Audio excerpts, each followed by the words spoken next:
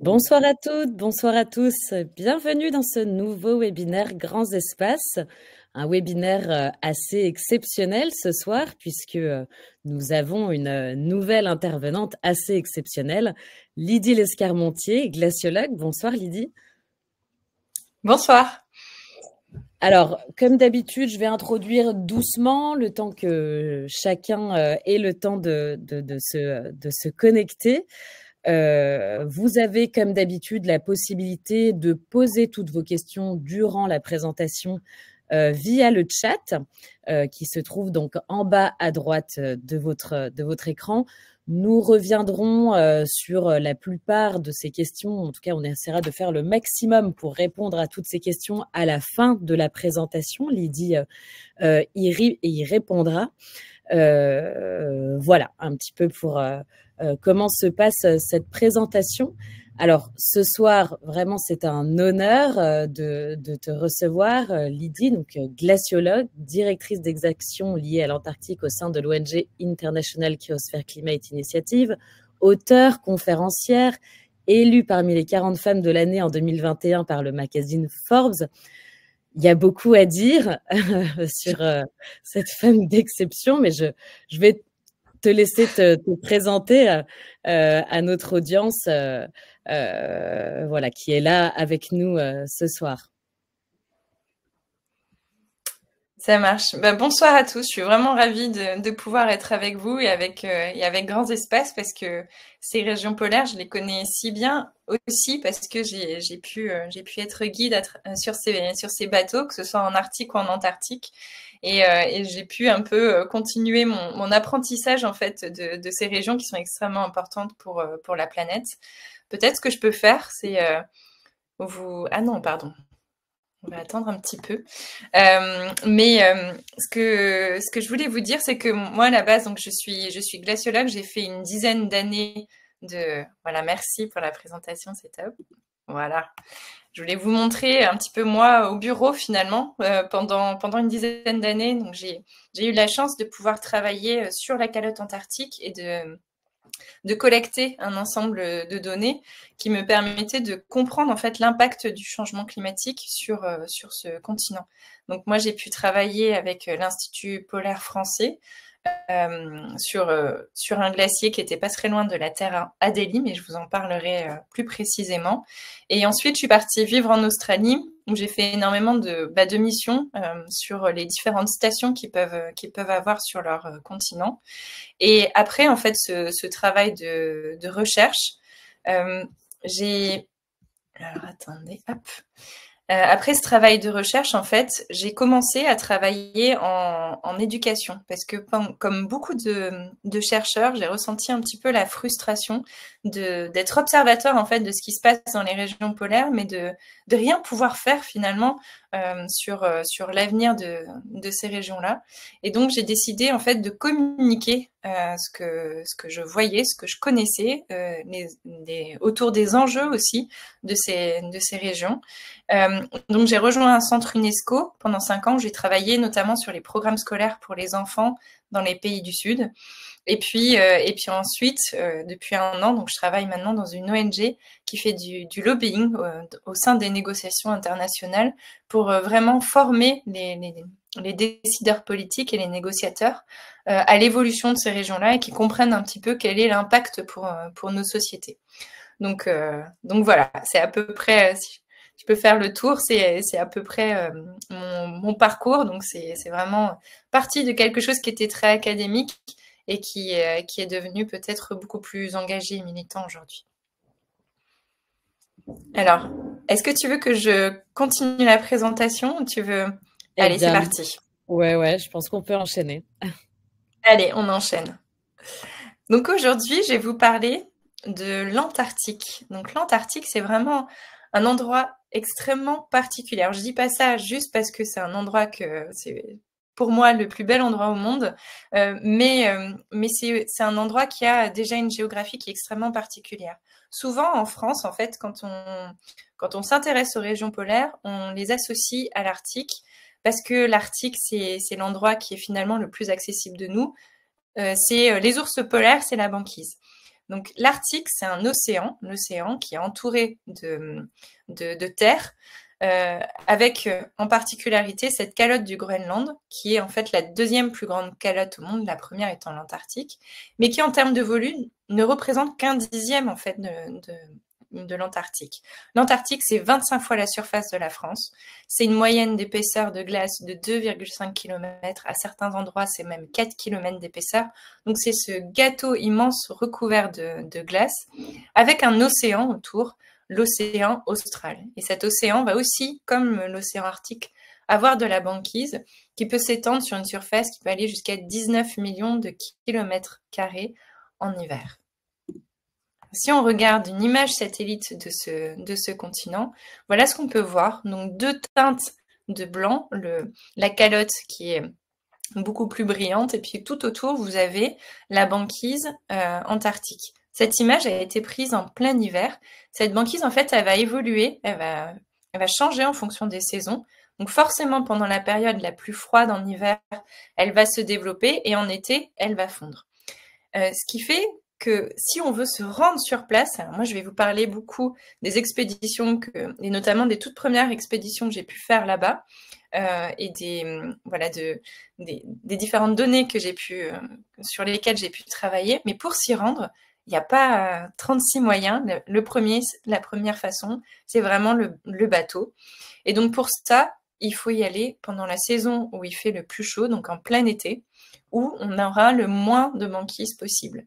Parce que les Français, comme la grande majorité en fait des pays polaires qui travaillent là-bas, n'ont pas des brise-glaces nucléaires russes et ne sont pas capables de casser de la banquise qui fait plus de 2 mètres d'épaisseur de manière générale.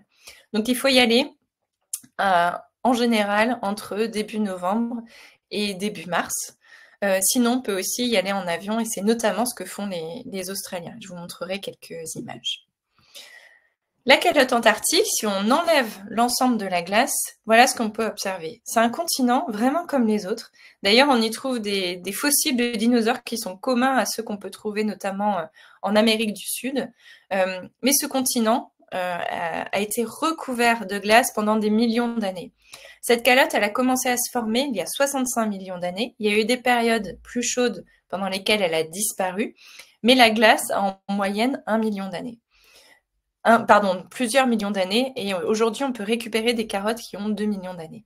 En dessous, on va avoir une chaîne de montagnes, la chaîne de montagnes transantarctique, on va avoir des îles, on va avoir des canyons, on va même avoir des lacs sous-glaciaires. Donc voilà, il y a une complexité qu'on ne voit pas forcément parce qu'il n'y a que 2% de cette roche qui apparaît à la surface. En plus d'avoir une géographie particulière, l'Antarctique, c'est aussi tout un symbole. En fait, ce continent, il a été découvert très tard. La première personne qui a posé son pied en Antarctique, c'était un Français, Jules Dumont d'Urville, en 1840, dans un territoire qui s'appelle la Terre Adélie. Et donc quelques semaines plus tard, il a été suivi par un Anglais qui s'appelle Ross, qui est arrivé sur la plateforme de Ross, et un ensemble d'explorateurs qui sont allés planter leur drapeau sur ce continent et qui ont revendiqué pour leur pays ces territoires. Et à un moment donné, en fait, il a fallu se mettre d'accord et dire, bon, maintenant, aujourd'hui, l'Antarctique, à qui est-ce qu'il appartient ? Et ces pays, en pleine guerre froide, c'est quand même quelque chose d'assez incroyable, c'était le 1er décembre 1959, ont ratifié un traité qui s'appelle le traité de l'Antarctique et qui en fait que ce territoire, il appartient à tout le monde et à personne. C'est vraiment un patrimoine pour l'humanité et aucune exploitation économique n'est possible, qui est dédiée à la paix et à la science. Donc, l'ensemble de ces pays ont ensuite installé des stations. Donc, par exemple, la station française en compte 2. Il y a la station Dumont d'Urville qui est donc en Terre Adélie sur la côte, qui est vraiment un avant-poste pour toutes les missions qui se passent avec les Français en Antarctique. Et puis il y a une deuxième station qui s'appelle Concordia, qui est à 2700 km de Dumont d'Urville et qui est partagée en fait avec les Italiens en termes de gestion et qui est un haut lieu de la glaciologie parce que c'est un endroit qui est situé vraiment sur la calotte antarctique, qui est aussi un haut lieu de l'étude de l'astronomie et également un endroit, en fait, on fait énormément de recherches sur le comportement humain dans un milieu difficile qui est ensuite utilisé notamment pour la recherche spatiale, pour les missions à bord de l'ISS, par exemple. Et donc, je vais vous faire embarquer sur ce bateau que j'ai pris pour la toute première fois alors que j'avais 23 ans, qui s'appelle l'Astrolabe. Donc, il porte le même nom en fait que le bateau de Jules Dumont d'Urville lorsqu'il était parti en 1840. Et en fait, on va parcourir un petit peu le même voyage. Donc, l'idée, c'est de partir déjà d'Australie, qui est un des territoires les plus proches en fait de l'Antarctique. Dans le cas, en tout cas, de la Terre Adélie, on peut accéder à l'Antarctique par plusieurs portes d'entrée. Mais pour les Français, c'est comme ça que ça se passe. Et donc, on va partir de cette ville qui est Hobart. On va devoir traverser ce qu'on appelle les 50e hurlants, qui est quelque chose que vous entendez régulièrement dans les récits marins, qui est en fait une circulation qui tourne autour de l'Antarctique, qui est créée par un courant qui s'appelle le courant circumpolaire antarctique, lui-même poussé par des vents d'ouest. Donc voilà, qui va avoir des conséquences vraiment sur notre vie à bord du bateau. Et ensuite, on va faire une escale sur l'île de Macquarie, qui est une île sur laquelle il y a une petite station australienne. Donc en général, on va venir livrer soit de la nourriture, soit du courrier, soit du personnel. Et on va continuer ensuite vers l'Antarctique. Alors, moi, toutes les missions que j'ai faites à bord de ce bateau, je vous parlerai un petit peu des autres ensuite, mais je voulais vraiment vous détailler ce voyage-là parce que c'était finalement les plus exceptionnels que j'ai pu faire, parce que ça a aussi été les plus chaotiques. Je partais systématiquement au début du printemps. Donc, on partait en fin octobre pour arriver à peu près mi-novembre. Et donc, c'est un moment dans l'année où il y a encore énormément de banquise. Ça veut dire qu'en fait, le bateau n'était pas capable d'arriver jusqu'à la station. Et donc, on allait avancer le plus possible dans cette glace et finir le trajet avec les hélicoptères qui étaient dans la cale du bateau. Donc, il faut imaginer, voilà, on part d'Australie, il fait beau, on a l'impression de partir à l'aventure. Et puis, très rapidement, on se fait rattraper par les éléments, et notamment ces fameux 50e hurlants. Donc là, voilà, ça commence à être un petit peu difficile. Alors, pour vous montrer quelques images de la passerelle. Donc, voilà, il faut traverser ce courant qui est complètement perpendiculaire à la circulation du bateau. Donc là, si la photo a été prise, ça veut dire que c'était relativement OK. Mais juste pour information, à droite, sur les différentes vitres, vous avez des plaques de métal qui ont été posées. Donc ça veut dire qu'en fait, les vagues sont potentiellement capables de casser les vitres. Donc c'est pour les protéger. Et c'est d'ailleurs arrivé dans l'histoire de ce bateau. Moi, j'ai une anecdote à vous partager. Le premier embarquement que j'ai fait à bord de ce bateau, pendant la nuit, j'étais projetée en dehors de mon lit, qu'on appelle les bannettes, qui sont un petit peu des coffres en bois, à cause d'une vague qui était plus haute que les autres. Donc voilà, c'est le genre de choses qui arrivent à bord et qui sont vraiment assez impressionnantes. Surtout quand en fait on a 23 ans et que c'est notre premier embarquement sur un bateau. Alors, juste une petite image de la vie à bord. Donc ça, c'était un lendemain de tempête où la bibliothèque du bateau s'était complètement arrachée du mur. Et donc, j'ai un collègue géologue qui s'était levé plus tôt que les autres, qui était allé planquer ses vêtements sous la bibliothèque et qui était très fier de nous faire circuler dans la salle pour nous montrer son œuvre. Voilà, à bord, chacun s'occupe un petit peu comme il peut déjà. Et puis en fait, on s'aperçoit très rapidement qu'on prend nos marques à bord du bateau et qu'on aime bien faire les mêmes choses. Donc, il y a toujours une équipe qui est devant la télé. Donc, c'est première arrivée, premier servi. Donc, la qualité des films n'est pas exceptionnelle en général. Mais bon, voilà, ça fait passer le temps. Après, il y a ceux, notamment les ornithologues, qui sont dehors aux jumelles, qui vont essayer d'observer les oiseaux qui changent au cours du voyage. Et ça, c'est quelque chose qui est vraiment magique. Ensuite, à bord, ben voilà, on fait des jeux, on discute essentiellement. Moi, j'adorais passer du temps, par exemple, à la passerelle essayer de comprendre comment fonctionnait le bateau, comment naviguaient les marins, parce qu'encore une fois, c'était vraiment des choses qui étaient complètement nouvelles pour moi. Et puis le moment qu'on attend tous arrive au bout de quelques jours, après cette escale à Macquarie. On se rapproche de l'Antarctique. Et là, on sent qu'on est vraiment en train de changer de climat. D'un coup, il fait beaucoup plus froid, alors que la température était relativement clémente. Les embruns commencent à geler, et surtout, on va attendre nos premiers icebergs, et puis nos premières plaques de banquise. Et là, c'est vraiment un moment exceptionnel, parce que déjà, c'est vraiment pour ça qu'on est venu, qu'on est à bord. Il y a certains d'entre nous qui ont attendu des années pour pouvoir découvrir l'Antarctique. Moi, je sais par exemple que j'étais avec mon directeur de thèse la première fois que j'ai embarqué. Ça faisait des années qu'il proposait ce projet scientifique et d'un coup, voilà, il arrive dans cet environnement polaire. Et voilà, c'est vraiment un moment spécial. C'est aussi un moment où on découvre plein de visages de personnes qui étaient à bord et qu'on n'a pas encore vues parce qu'elles étaient un petit peu malades. Donc voilà. Maintenant, l'idée, c'est vraiment d'avancer le plus possible vers la station. Et donc, dans cette banquise, quand on a des plaques comme ça qui sont un petit peu libres, le bateau va avancer tranquillement, va les pousser et va s'approcher au maximum de Dumont d'Urville. Mais par contre, donc ça, c'est des conditions dans lesquelles le bateau peut avancer relativement facilement.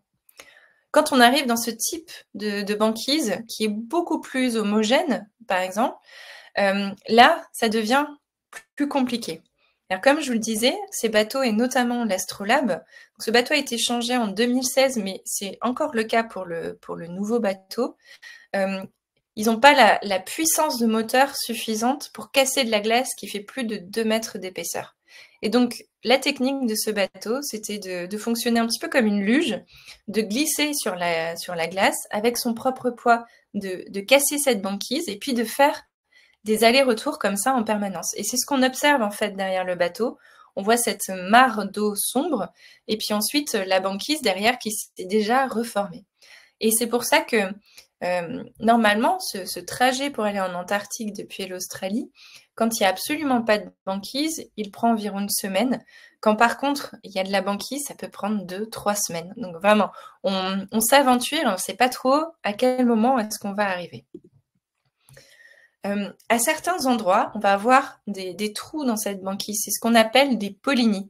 Donc, c'est des endroits en fait où on a soit des remontées d'eau chaude qui font que la banquise ne se maintient pas, ou alors on a des circulations particulières, par exemple du vent qui va descendre de la calotte antarctique, comme du vent katabatique, et qui va chasser cette banquise. C'est des endroits très particuliers. Alors déjà en termes de navigation, ça nous permet d'avancer beaucoup plus vite, mais c'est aussi des endroits particuliers en termes de biodiversité. C'est là où on va retrouver en fait tous les animaux qui vont venir respirer, parce qu'en fait la banquise, quand elle est complètement fermée, c'est vraiment un milieu hostile. Par contre, quand elle est ouverte, c'est un endroit où en fait il va y avoir énormément de nourriture et surtout la capacité pour les animaux de sortir à la surface et pour les mammifères marins de respirer. Alors, à droite, en fait, vous voyez un iceberg. C'est ce qu'on appelle un iceberg tabulaire à cause de sa forme rectangulaire. Et en fait, cet iceberg était si long qu'on a navigué tout son long pendant toute une journée. C'est juste pour que vous imaginiez un peu les dimensions de l'Antarctique. Alors, ce que je vous disais, la banquise, c'est compliqué. Ces missions scientifiques aussi sont souvent chaotiques. Et moi, sur 4 missions que j'ai pu faire sur ce bateau, et ensuite sur les 4 autres missions que j'ai pu faire avec les Australiens, je pense qu'il n'y en a pas une où tout s'est bien passé. Voilà, où tout s'est passé en tout cas comme on l'attendait. La toute première mission que j'ai faite, on a cassé une hélice du bateau après 48 heures dans la banquise. Et on a dû faire demi-tour parce qu'il ne restait plus qu'une hélice. Et en termes de sécurité, ça commençait à être... c'était engageant, c'était compliqué. Donc voilà, c'était ma toute première expérience avec l'Antarctique qui était extrêmement frustrante. Mais par contre, voilà, j'ai fait un grand nombre de missions qui se sont très bien passées, qui ont été assez exceptionnelles. Et notamment cette mission où tout s'est pas du tout passé comme on l'attendait, mais qui par contre m'a laissé des souvenirs incroyables. ce moment, c'était la dernière mission que j'ai faite sur ce bateau. J'avais déjà fini ma thèse, j'avais l'ensemble des données que j'avais traitées sur le glacier sur lequel je travaillais. Et en fait, le bateau s'est retrouvé piégé dans la banquise. En fait, si vous regardez à droite, vous avez ce qu'on appelle une crête de compression. Donc, c'est vraiment un endroit de rencontre entre deux plaques de banquise. Les Inuits appellent ça les hummocks. Et ça montre en fait qu'on est vraiment dans un endroit de compression et que la banquise va venir serrer le bateau. Et en le serrant, en fait, elle va l'empêcher de sortir et d'avancer. Et cette fois-ci, en fait, à ce moment-là, pour cette mission, on est resté coincé quasiment 2 mois sur le bateau sans être capable de sortir de cette banquise. Il nous a fallu attendre l'arrivée de l'été pour pouvoir de nouveau avancer. Et voilà, c'est le genre de choses qu'on peut vivre en Antarctique. Et moi, je sais qu'une des grandes leçons que m'ont appris ces missions, c'est d'être humble face aux éléments et d'être capable de dire, ben voilà, c'est plus moi qui maîtrise. Et c'est quelque chose qui est très difficile aujourd'hui à se représenter dans nos sociétés où tout est préparé, où tout est facilité pour qu'on fasse les choses. Donc voilà, c'est encore des images de cette mission où vous voyez, on a passé énormément de temps, donc on a augmenté en compétences en fabrication d'igloo notamment, mais c'était un moment fantastique parce que déjà on s'est retrouvés en petit comité, c'était un confinement avant l'heure, et voilà, les personnes avec qui on partage ces expériences-là, on reste liés à elles pour le reste de nos vies. Et puis c'est un endroit aussi, c'est un moment où d'un coup, on écoute la nature, en fait. On écoute tout ce qui se passe autour de nous. On pose tout parce que de toute façon, on n'a aucune prise et on est obligé de se laisser porter et puis d'apprécier des moments comme cela. Et ça a été assez incroyable pour moi. Quand tout se passe bien, bien sûr, on va vers la calotte antarctique. Et donc là, c'était un soir, on s'approchait. On voit que la banquise n'est pas trop épaisse. Les manchots commençaient à nous doubler. Et puis souvent, c'est assez frustrant parce qu'ils vont bien plus vite que nous à pied et qu'ils vont rejoindre du coup le continent pour commencer leur période de reproduction. Parce que là, on va arriver donc printemps, début d'été. Et puis, on a cette calotte antarctique qui apparaît un petit peu comme un nuage. On met beaucoup de temps, c'est souvent quand on est très proche de l'Antarctique qu'on commence à l'apercevoir, surtout dans cet endroit où il y a pas de chaîne de montagnes, donc il n'y a pas de montagnes qui vont apparaître plus facilement à l'œil. Donc on va rencontrer forcément des manchots. Donc je vous ai montré, là c'était des manchots Adélie. Ici c'est un manchot empereur qui ont été rendus célèbres à travers le documentaire de Luc Jacquet, La marche de l'empereur. Et puis ensuite, pour finir le voyage, parce que systématiquement, toutes les missions que j'ai faites, c'était vraiment à cette période de l'année. Et donc, on était incapable en fait d'arriver jusqu'à la station avec le bateau. Donc, on finissait tout en hélicoptère. Donc, on sort les hélicoptères de la cale. Et puis ensuite, on va rejoindre la station. Donc, voici la station du Mont d'Urville. Donc, il y a un peu la même structure que toutes les stations qui ont été construites dans les années 70-80. C'est des bâtiments séparés. Et en fait, le danger numéro 1 pour ces stations-là, c'est le feu. C'est un petit peu comme sur les bateaux. Donc, il faut avoir des bâtiments séparés pour être capable de se réfugier dans un autre bâtiment s'il y a un problème. Alors, je vous ai parlé un petit peu de ce voyage que j'ai pu faire pour aller en terre Adélie. Après avoir travaillé pendant 4 ans pour les Français, je suis partie vivre en Australie et j'ai travaillé aussi pour l'Institut polaire australien, donc sur les 3 stations de Casey, Davis et Mawson, qui sont situées en terre de Wilkes. Et donc mon travail, c'était de mesurer l'impact du changement climatique sur l'ensemble de la calotte antarctique. Donc là, c'était du travail plus grande échelle que celui que j'ai pu faire avec les Français sur un glacier. Et donc, les Australiens, c'est toujours beaucoup plus, comment dire, beaucoup plus luxueux en termes d'infrastructures. Donc là, pour aller en Antarctique, j'ai pu le faire en bateau aussi, mais la façon première pour eux d'aller en Antarctique, c'est quand même l'avion. Et donc là, c'est vraiment un avion comme c'est un A319, comme on peut avoir pour faire un Paris-Marseille. Et donc, on va atterrir directement sur le plateau antarctique. Donc, c'est là, en fait, à gauche, vous avez la tour de contrôle et puis vous avez cette piste damée directement sur la glace. Donc, c'est une expérience assez particulière.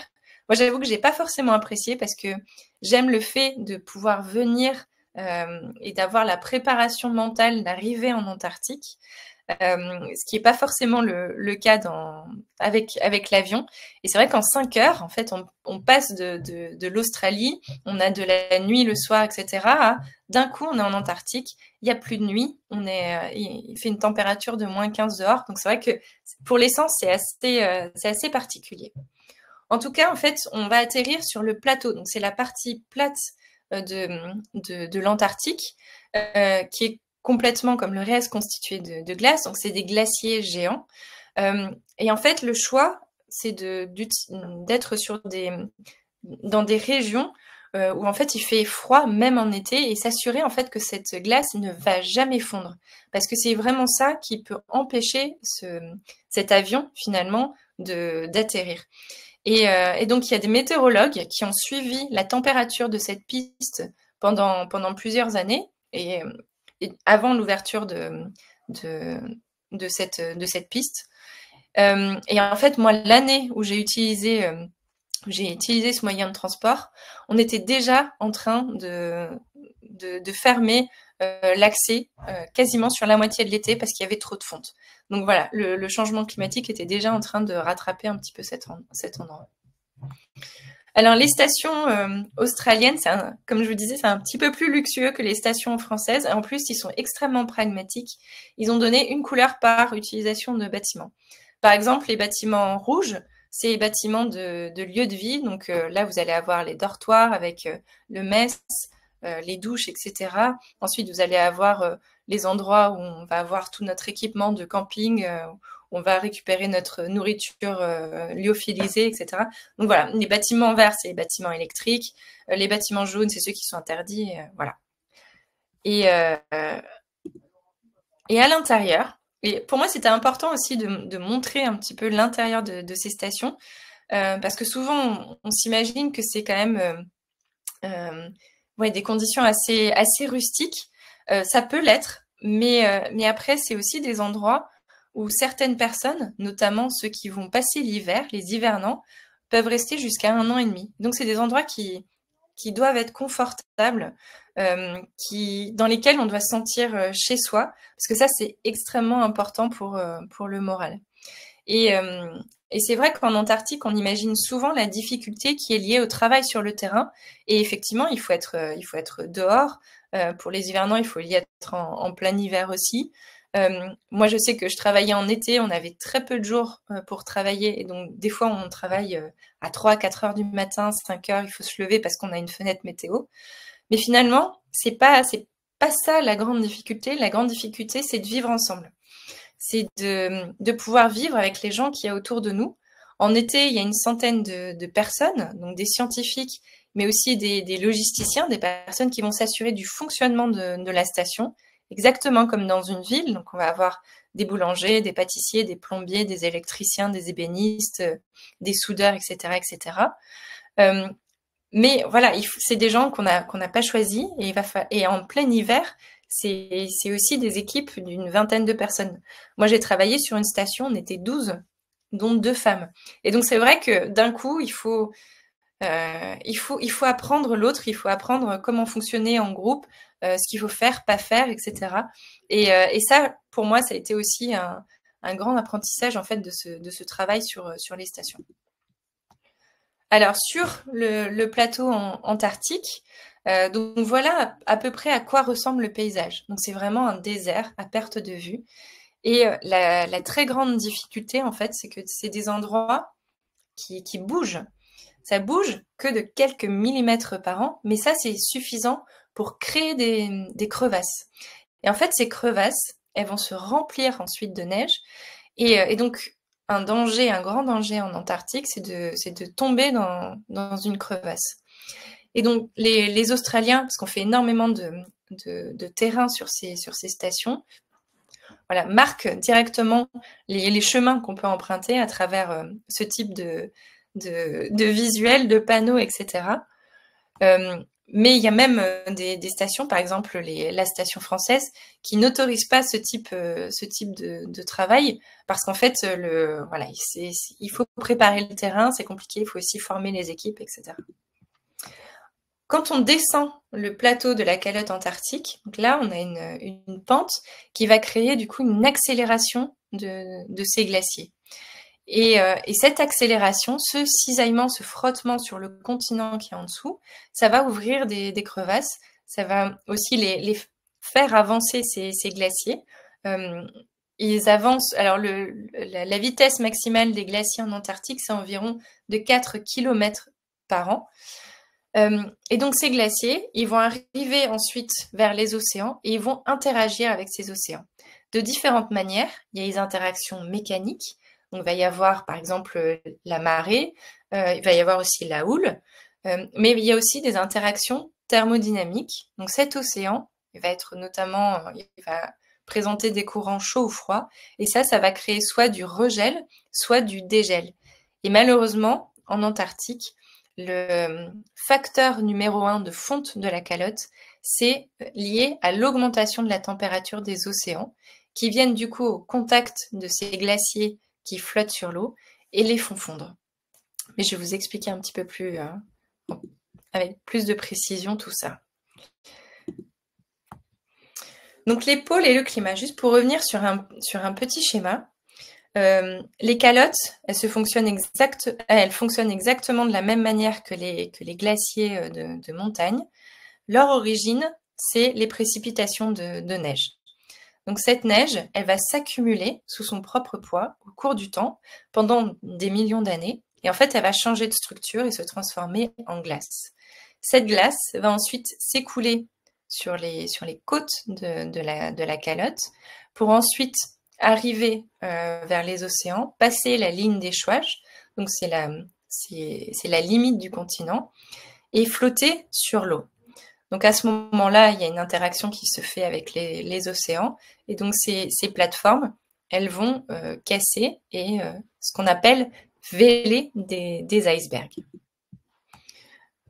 Et en fait, en termes les glaciologues, il y a vraiment deux groupes de travail.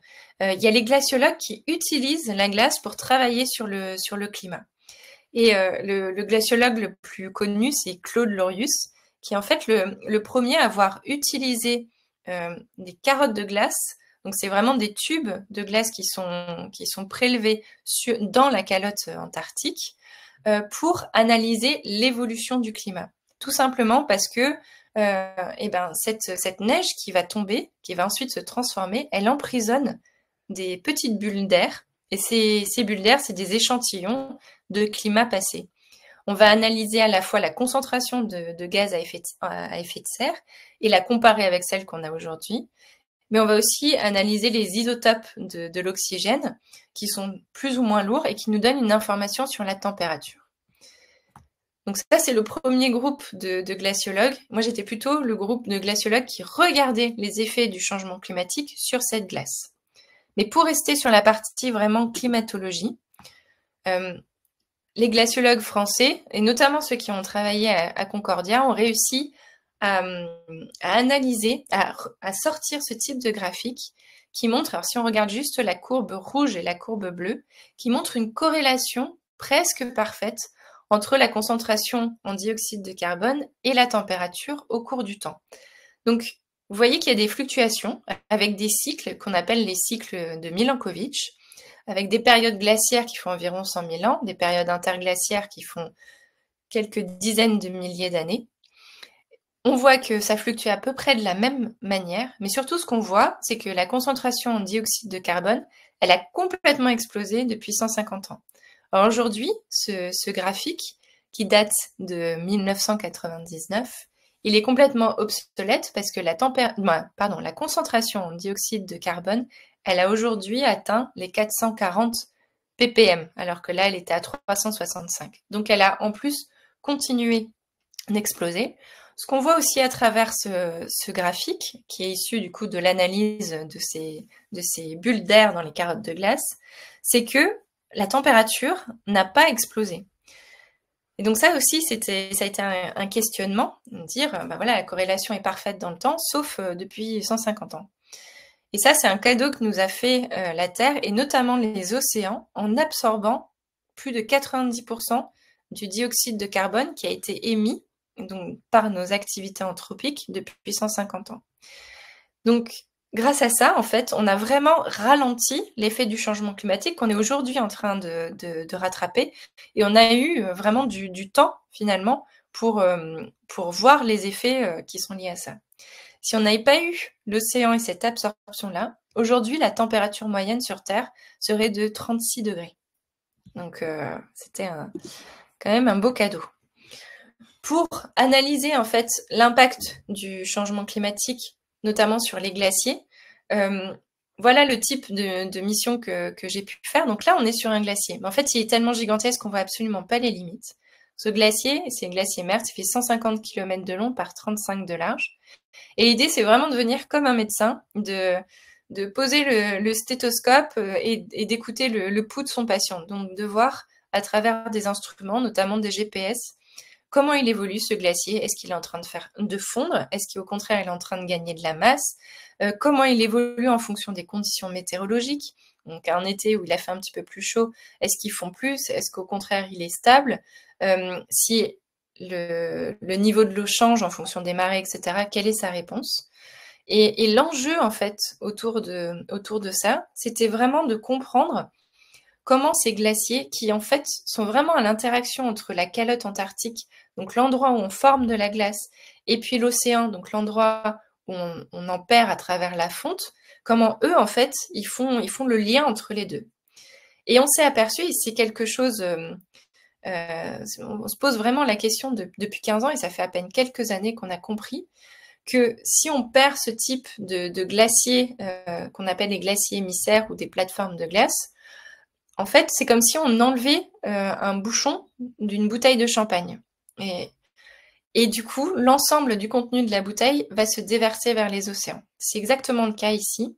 Si on perd ce glacier, ou en tout cas s'il s'amincit et recule, c'est une grande partie de la glace de la calotte antarctique qui part du coup vers les océans.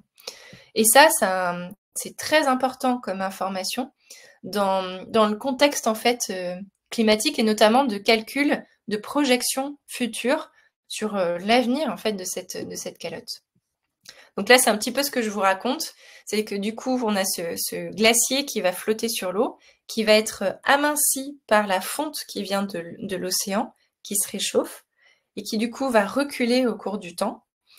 Et en reculant, il va plus être capable de retenir la glace qui est en amont sur la calotte, et donc elle va se déverser vers les océans. C'est un processus qui est extrêmement rapide à l'échelle d'une calotte, qui prend quelques siècles. Mais aujourd'hui, en fait, on sait qu'il y a certains glaciers qui ont déjà commencé à s'amincir dans les années 40, et on voit les effets aujourd'hui.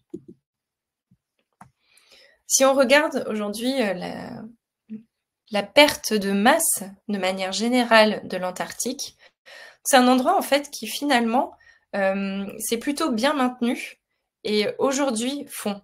Alors que la calotte du Groenland, par exemple, elle fond déjà depuis 15-20 ans et même davantage. Au Groenland, on perd environ 270 milliards de tonnes de glace par an, alors que c'est qu'un dixième finalement de l'Antarctique. En Antarctique, c'est environ 150 milliards de tonnes de glace par an. Alors moi, je suis incapable de me représenter ce que ça veut dire, mais en tout cas, on sait que c'est des chiffres qui sont énormes et qui sont monstrueux, et surtout, c'est des chiffres qui augmentent. Et aujourd'hui, en Antarctique, on est plutôt à une moyenne de 300 milliards de tonnes de glace par an. Donc il y a vraiment une accélération de cette fonte. quand j'ai commencé ma thèse, je travaillais sur l'Antarctique de l'Est. Et à cette époque-là, on cherchait en fait les premiers signes du changement climatique, mais il n'y en avait pas. C'était un endroit qui se maintenait. Aujourd'hui, on sait que ça fond à peu près partout en Antarctique, et notamment en Antarctique de l'Ouest. Donc c'est la partie que vous voyez qui est beaucoup plus sombre. Et pourquoi cette partie-là, elle fond de manière privilégiée?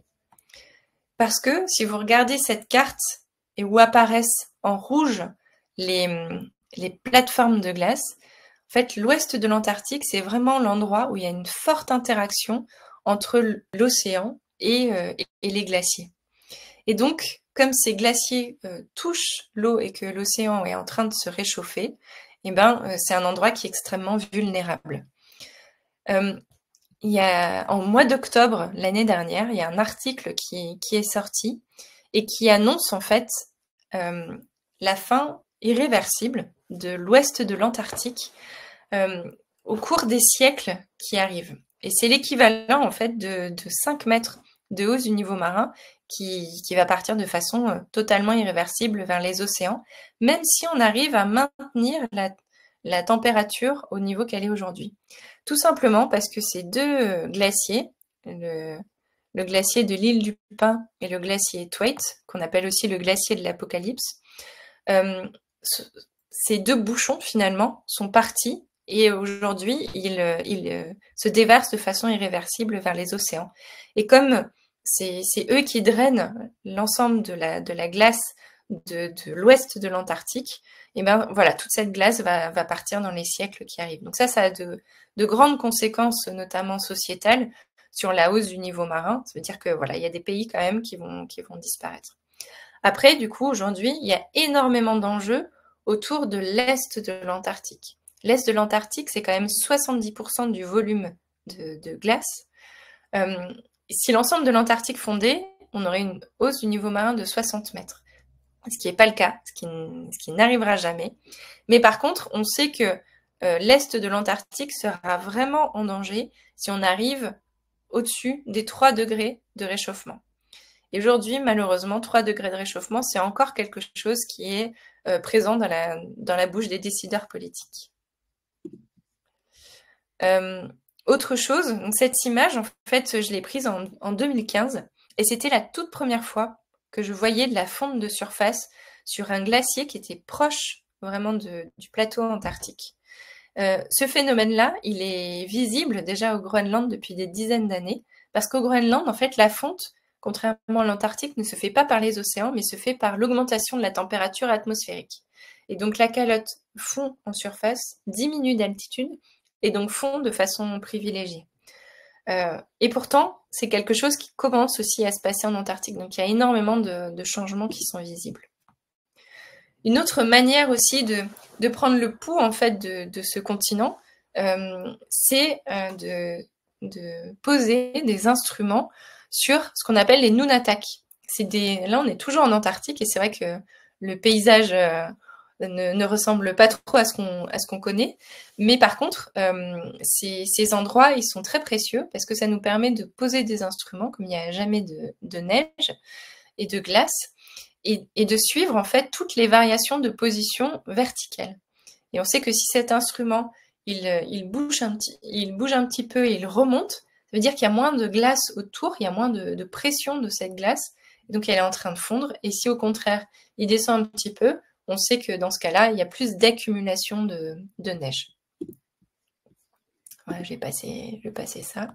Voilà une autre image en fait de ce type de mission. Et pour vous raconter rapidement une anecdote, cet endroit-là, j'étais pas censée le visiter et l'endroit où je devais travailler avait une météo qui était extrêmement mauvaise. Et donc j'appelle un de mes collègues et puis je lui demande est-ce que tu as une idée d'endroit où on pourrait installer un instrument sur un Nunatak.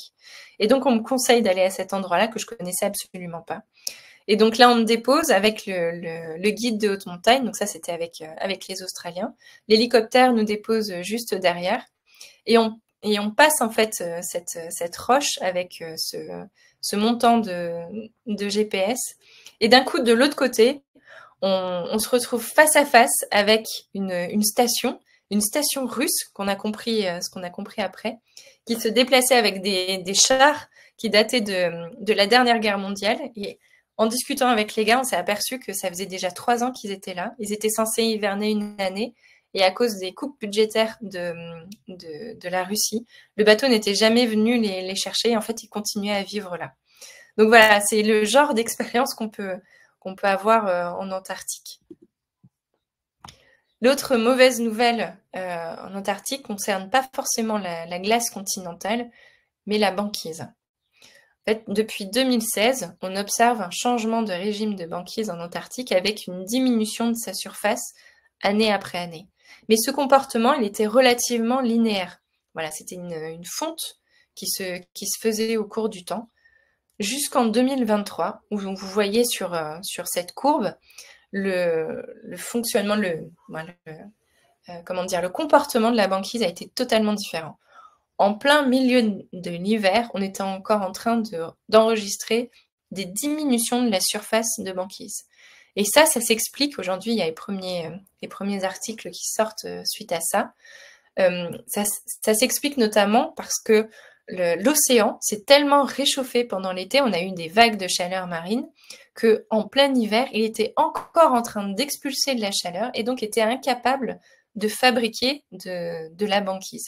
Et ça, forcément, donc ça montre déjà qu'on est en train de passer des seuils, finalement des points de rupture avec des comportements qui sont plus linéaires, mais on est aussi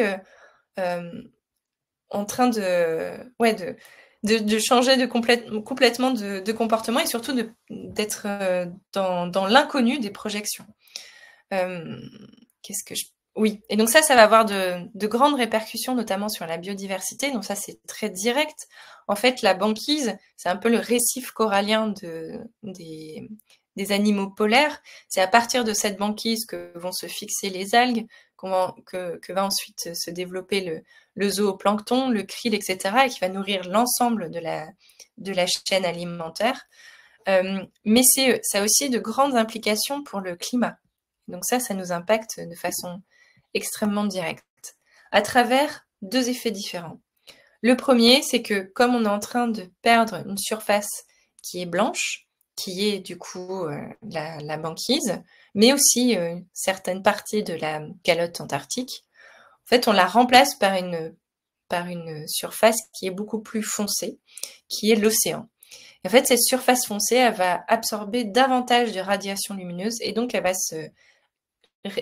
créer ce qu'on appelle une boucle de rétroaction, donc un emballement où l'océan va être d'autant plus chaud, qui va faire fondre d'autant plus de banquise, etc., etc. Donc ça, c'est un premier effet. Le deuxième effet, c'est sur la circulation thermohaline, qui est en fait cette immense circulation qu'on ne connaît pas forcément, mais qui a lieu et qui homogénéise l'ensemble des contenus en température et en sel des différents océans. D'ailleurs, une goutte d'eau, en fait, met environ 1000 ans à parcourir l'ensemble de cette circulation. Et cette circulation, elle démarre dans les régions polaires, dans les polynies notamment, que je vous ai montré tout à l'heure. Pourquoi? Parce que lorsque la banquise se forme, c'est vraiment la molécule H2O qui forme un cristal, qui du coup va s'agglomérer, former de la banquise. Mais le sel qui est contenu dans l'océan, il reste dans l'eau libre, il reste dans la polynie. Et donc, cette polynie, elle va se charger en sel, ça va être aussi de l'eau qui est froide. Donc, au bout d'un moment, elle va devenir extrêmement lourde et elle va être capable de plonger dans sa propre eau, finalement. Donc, c'est vraiment des différences de propriétés physiques qui vont permettre de créer un mouvement, et ce mouvement permet de faire avancer l'eau et donc de créer cette circulation. C'est le cas en Antarctique, c'est le cas aussi en Arctique, dans l'Atlantique Nord. Et aujourd'hui, on mesure déjà une diminution de cette plongée de l'eau d'un tiers, de 30% en Antarctique. Donc ça a des répercussions notamment sur nos météos locales. Pour citer l'exemple de l'Atlantique Nord, on sait qu'une grande partie du Gulf Stream est liée en fait à cette plongée d'eau. Et donc si on le perd, il y a toujours la force de Coriolis qui met aussi en mouvement ces courants, mais on perd quand même une contribution et ça a un impact sur nos météos locales. Il y a aussi un autre effet, notamment sur les jet streams, qui sont liés en fait à la présence de banquises en Arctique et qui s'affaiblissent l'été et donc entraînent des longues périodes de vagues de chaleur, et c'est ce qu'on a pu voir notamment en 2022. Donc la banquise est importante pour la biodiversité, mais elle est aussi importante pour le fonctionnement de nos climats à nous. Pour un petit exemple d'expérience positive, c'est une expérience qui avait été faite par des biologistes australiens qui étaient aussi plongeurs et qui plongeaient sous la banquise pour aller récupérer différents organismes, les observer aussi directement dans leur environnement. Et en fait, je me rappelle que tous les soirs, sur leur ordinateur, ils nous montraient des photos de ces organismes en nous disant « Eh ben, celui-là, je le connais pas encore, et c'est la première fois que je l'observe. » Donc aujourd'hui, il y a énormément de choses encore à découvrir dans ces régions polaires. Et surtout, l'enjeu aujourd'hui, dans ce contexte climatique, c'est de ne pas perdre des organismes ou des observations, des processus, des choses qu'on ne connaît pas avant même de les avoir découvertes. Alors, quel futur? Et promis, à la fin, je parlerai un peu de positif. Ce qui est bien et ce qu'on sait aujourd'hui, c'est qu'en fait, tout n'est pas joué. On n'est pas encore dans le rouge-rouge. Et donc, il y a encore la possibilité aujourd'hui de limiter l'augmentation de la température à 1,5 degré. Cette fenêtre, elle est en train de se refermer. Elle est vraiment, voilà, c'est les années qui arrivent. Mais par contre, elle est encore techniquement possible. Et ça, c'est vraiment un message, notamment des scientifiques qui travaillent sur ces projections. Ça veut dire que le scénario bleu clair, 1,9, est encore possible. Donc, limiter cette augmentation. Les mauvaises nouvelles, c'est qu'aujourd'hui, si on demande aux pays de publier leur ambition climatique, donc tout le monde ne le fait pas, mais si les pays qui ont envie de le faire le font et le présentent, on est plutôt à une augmentation de la température de 2,7 degrés. Donc ça veut dire que déjà, il y a d'autres pays qui n'ont pas publié leurs contributions, qui ne seront pas forcément ambitieux. Et surtout, ça veut dire que les pays qui ont des ambitions ne vont pas forcément les respecter. Donc on est même parti sur une augmentation de la température qui serait en deçà de 3 degrés.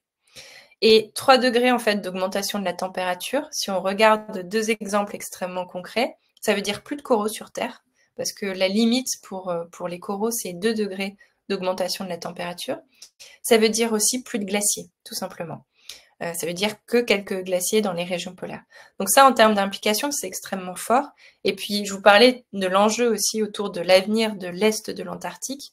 Il se situe autour de 3-4 degrés. Donc là aussi, si on commence à perdre cette plus grande réserve de glace au monde, on va avoir des conséquences extrêmes, finalement. Je pense qu'on n'arrivera pas là, parce que je pense qu'on aura d'autres problèmes avant qui nous feront vraiment accélérer cette transition énergétique. Mais en tout cas, les enjeux en fait sont énormes autour de l'avenir de ces régions polaires. Et pendant trop longtemps, on les a vues très déconnectées de nous. Et finalement, elles sont vraiment au cœur du sujet. Si on regarde aussi les scénarios autour de la limite à 1,5 degré, donc le scénario le plus optimiste, on voit qu'il faut complètement faire basculer cette courbe des émissions de gaz à effet de serre. Il faut même arriver à un moment où ce sera négatif. Donc on sera plus dans l'absorption que dans l'émission. Et le seul moyen aujourd'hui pour absorber du dioxyde de carbone, c'est planter des arbres. C'est aussi simple que ça. Donc là aujourd'hui, il faut vraiment travailler sur nos émissions, donc les limiter au maximum, transformer notre énergie carbonée en renouvelable. Mais il faut absolument planter des arbres pour refixer ce dioxyde de carbone sur Terre. Et puis maintenir surtout les arbres aussi qu'on a aujourd'hui. Les implications en termes de hausse du niveau marin, vous voyez, c'est des barres d'incertitude qui sont extrêmement importantes, tout simplement parce qu'aujourd'hui, on est encore en train d'apprendre le fonctionnement de ces calottes, et notamment le fonctionnement de l'Antarctique, en même temps qu'on est en train de le modifier. Donc en termes de recherche, c'est extrêmement difficile, et en fait, on est tout le temps en train de courir après les modifications qui sont amorcées par le changement climatique. Donc c'est compliqué comme exercice, ce qui fait que voilà, ces barres d'erreur sont très importantes. Aujourd'hui, on est à peu près assuré d'avoir une augmentation du niveau marin pour la fin du siècle qui sera entre 1 mètre et 1,50 m d'ici la fin du siècle. Donc en termes d'implication, par exemple en France, ça veut dire des villes comme La Rochelle qui sont sous l'eau, comme Le Havre, Arles, etc., etc. Donc ça nous impacte vraiment, vraiment directement. Si on regarde les projections d'ici à 2300, là, on est plutôt entre 7 et 15 mètres. Donc voilà, en fonction du comportement de l'Antarctique, en fonction de son inertie, en fonction du comportement bien sûr du Groenland, et puis de nos scénarios et de nos ambitions climatiques. La bonne nouvelle, c'est que de toute façon, si on n'avait pas eu le problème climatique, on aurait eu un autre problème qui soit lié à la perte de la biodiversité, au changement d'utilisation des sols, etc., etc. Parce qu'aujourd'hui, jusqu'à aujourd'hui, en fait, on a eu un fonctionnement qui s'est fait de façon totalement passive, avec un développement de nos sociétés, de nos économies, etc., qui fonctionne pas, en fait, sur un système fermé. Et tant qu'on n'était pas très nombreux et qu'il n'y avait pas d'utilisation de ces ressources qui était exacerbée, ça fonctionnait. Mais aujourd'hui, en fait, on voit qu'on est réellement en train d'impacter ce système sur lequel on est. L'autre bonne nouvelle, c'est que finalement, le problème climatique, c'est presque le plus simple des problèmes qu'on peut avoir. C'est lié au fait qu'on mette des gaz à effet de serre directement dans l'atmosphère. Donc en termes de réflexion, c'est quand même quelque chose qui est très facile à comprendre. Mais pour le régler, on est obligé de régler plein d'autres problèmes et notamment de travailler sur ce qu'on appelle les objectifs de développement durable. Je vais vous donner un exemple extrêmement concret parce que c'est vrai que c'est quelque chose qui est difficile à se représenter, mais qui est vraiment présent dans ces rapports de l'IPCC, du GIEC. C'est par exemple de dire aujourd'hui, en éduquant les femmes, notamment dans les pays en développement, on lutte aussi contre le changement climatique pour différentes raisons. Déjà, les femmes qui sont plus éduquées prennent en général plus soin que les hommes du climat. Donc le fait de les faire monter en compétences leur permet d'avoir des postes aussi un peu plus à responsabilité et donc d'avoir plus d'impact positif sur leur environnement. Mais aussi parce que les femmes, c'est souvent dans ces pays-là, celles qui éduquent leurs enfants parce que le mari n'est pas présent comme il gagne de l'argent, il part travailler. Et le fait d'éduquer les femmes, ça permet aussi du coup d'éduquer les enfants, etc., etc., et d'avoir cet effet papillon. Donc il y a plein de choses qui sont complètement, qui ont l'air très déconnectées, décorrélées en fait du problème climatique, et qui pourtant sont très liées, et qui font qu'en le réglant, on va aussi régler plein d'autres problèmes. Il y a des choses qui sont liées à l'alimentation, ça on le sait, on en parle énormément, des choses qui sont liées à la santé aussi. Lutter contre le changement climatique, contre la pollution, ça améliore la santé, etc., etc. Et en fait, ce défi, c'est aussi la première opportunité aujourd'hui de se réunir en tant que pays et de décider d'un avenir commun. Alors c'est très compliqué. Moi, je participe au COP. Quand on est dans une salle de négociation, on voit que chacun a son propre intérêt et est prêt à sortir tous les arguments possibles et inimaginables.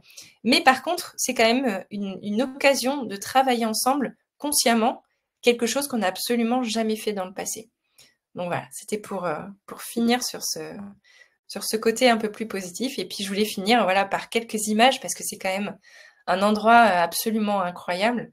Et c'est vrai que j'explique souvent que moi je me suis rendue en Antarctique pour un travail qui était très académique. C'est collecter des données pour les analyser, pour passer ma thèse, etc. Et en fait, c'est devenu vraiment quelque chose d'émotionnel parce que c'est un endroit qui est magnifique et qui nous apprend énormément sur les autres, sur notre lien à la nature et sur nous. Et voilà, je vais finir avec ces images. Merci beaucoup.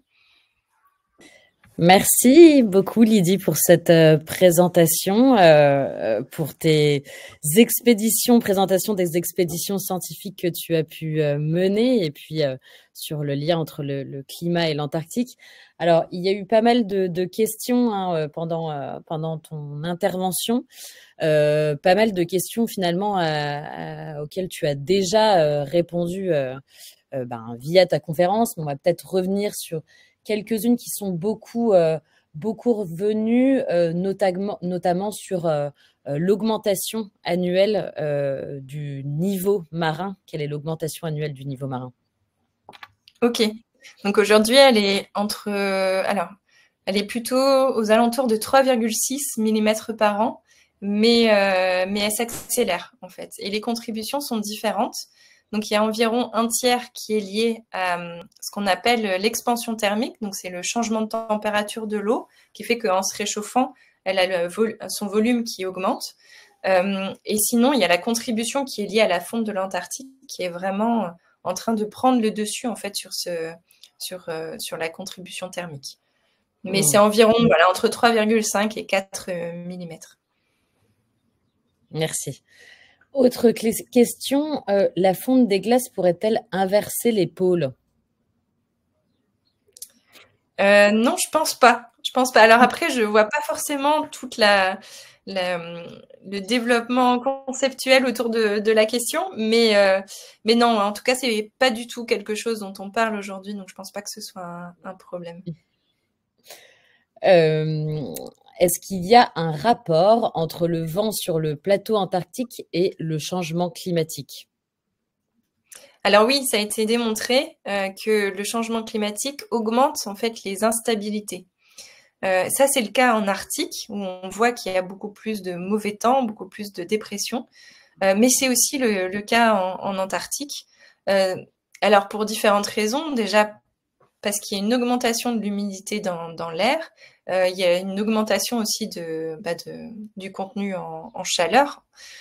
Et puis aussi parce qu'il y a une disparition de la banquise qui fait qu'on remplace un milieu qui était sec, qui a tendance à créer des anticyclones, par un milieu qui est humide et qui crée davantage d'instabilité. Donc oui, c'est quelque chose qu'on peut voir. Et alors, est-ce qu'il y a des tremblements de terre en Antarctique? Alors oui, il y en a. Moi, j'ai des collègues qui sont géologues et qui en ont mesuré. Mais après, c'est des tremblements de terre qui sont mesurés, qui ont lieu des fois aussi très loin. Après, il y a aussi des tremblements de glace. Donc ça arrive quand des glaciers, par exemple, vèlent des icebergs énormes et qui se mettent à toucher le fond. C'est aussi quelque chose qu'on peut enregistrer.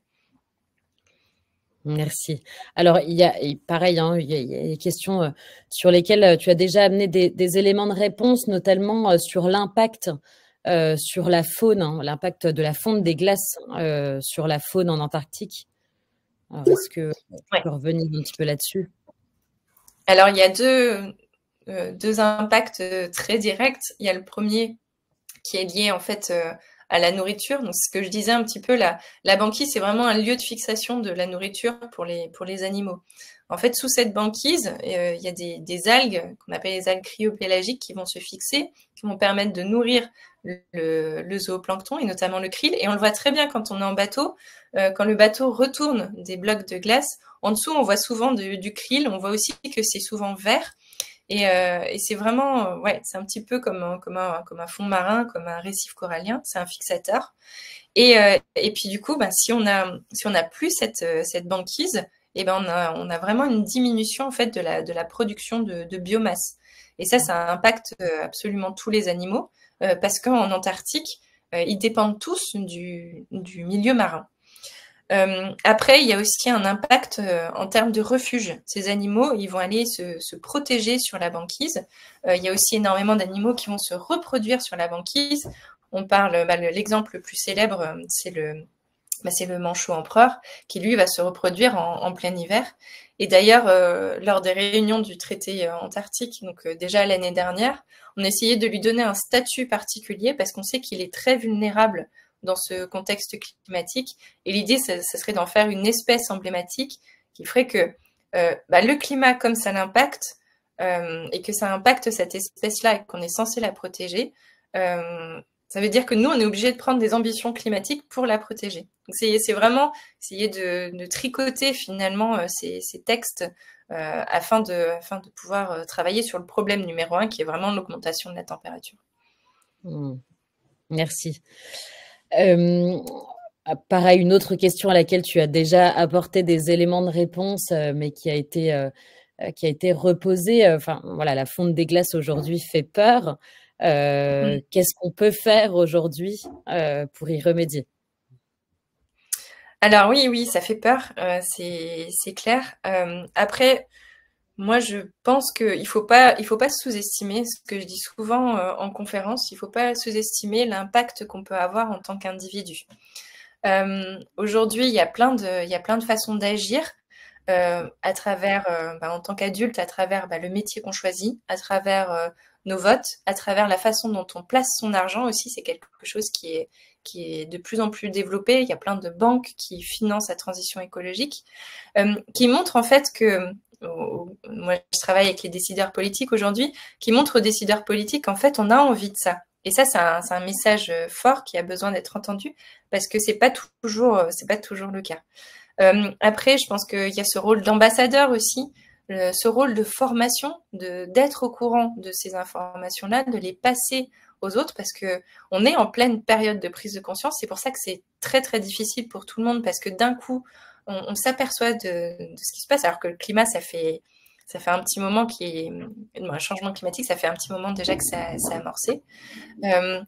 Mais je pense qu'il faut se former notamment à l'esprit critique, savoir quelle information est valable, quelle information n'est pas valable, parce qu'aujourd'hui, c'est aussi la science est utilisée à des fins politiques.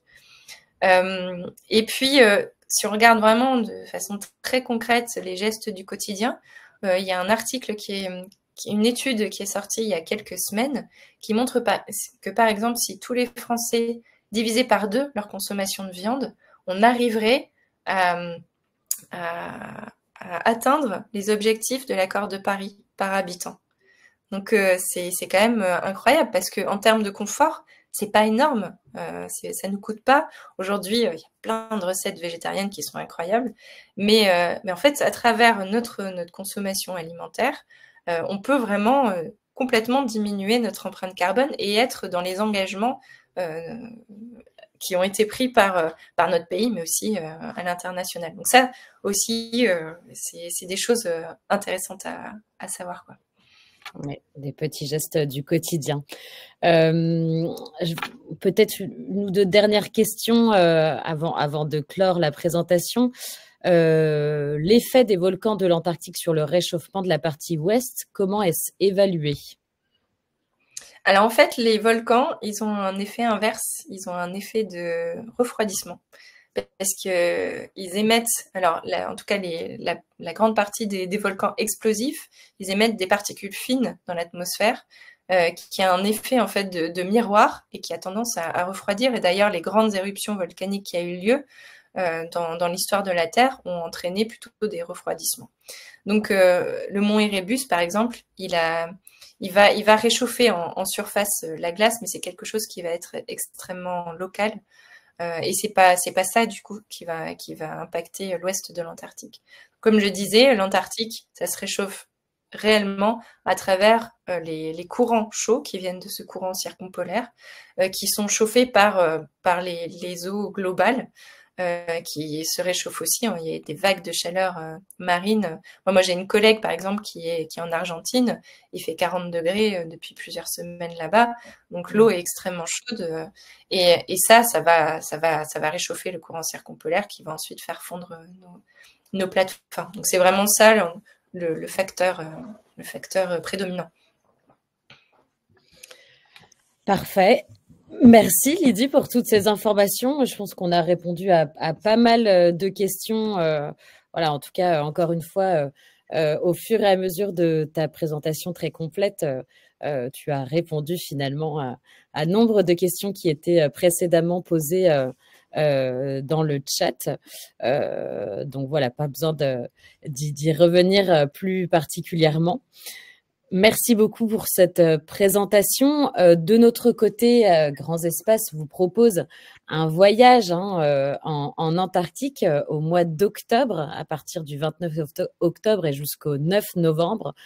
Voyage que l'on appelle le printemps antarctique, qui vous permet d'aller explorer le grand continent blanc.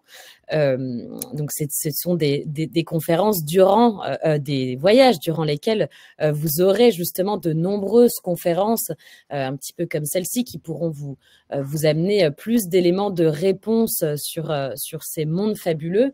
Alors, pourquoi nous avons choisi cette période qui est un petit peu différente de ce que d'autres opérateurs peuvent proposer, tout simplement parce que c'est une période qui est moins visitée par les opérateurs, beaucoup plus un sentiment du bout du monde, puisqu'il y aura très peu de bateaux à cette époque-ci de l'année. Vous pourrez profiter donc vraiment de paysages polaires typiques, vraiment des paysages très enneigés, très immaculés, de la banquise beaucoup dans laquelle vous irez naviguer. Donc, on est vraiment dans des environnements beaucoup plus immaculés, beaucoup plus polaires que lorsque l'on s'y rend en janvier, février. Donc, c'est vraiment le tout début de saison, comme l'a dit Lydie en début de conférence. La saison en Antarctique commence dès cette période-ci, fin octobre, novembre. Donc voilà, c'est vraiment le tout début de saison qui reste très intéressant. Donc avec vraiment ce froid polaire, pour ceux qui connaissent l'Ocean Nova, notre navire qui parcourt l'Arctique et l'Antarctique, navire de 70 passagers. Le voici ici vraiment tout englacé durant ce voyage qu'on a déjà réalisé en 2023. À cette époque, malgré tout, vous retrouverez les manchots, les colonies de manchots qui sont bien présentes sous des paysages vraiment neigeux et c'est sur vraiment un manteau blanc. Alors, vous n'aurez pas les petits qui naissent plus tard, mais vous aurez malgré tout la chance d'observer de grandes colonies de manchots à cette époque de l'année. Et puis le reste de la faune, peut-être un petit peu moins les baleines et les orques, mais en tout cas il y aura toujours les otaries, les léopards de mer quand on a la chance d'en voir, les phoques crabiers, les phoques de Weddell.